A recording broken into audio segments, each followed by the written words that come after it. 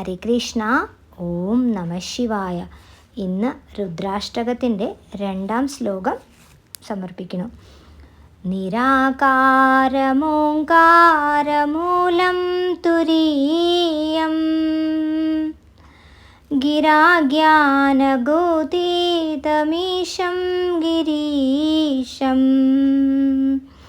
करालं महाकालकालं कृपालं ഗുണാകാരസംസാരപാരം നതോഹം. ഭഗവാൻ ശിവനെ ഞാൻ നമിക്കുന്നു.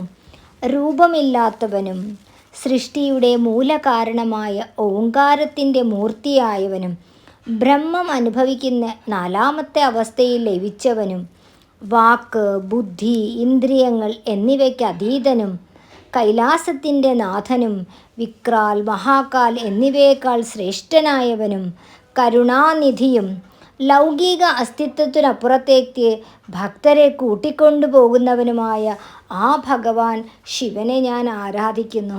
മഹാദേവനെ സ്തുതിക്കുന്ന ഈ അഷ്ടകങ്ങൾ എല്ലാവരും ചൊല്ലി പഠിക്കുക, ഭഗവാന് ചൊല്ലി സമർപ്പിക്കുക. ഓം നമ പാർവതീപതേ. ഹര ഹര മഹാദേവ.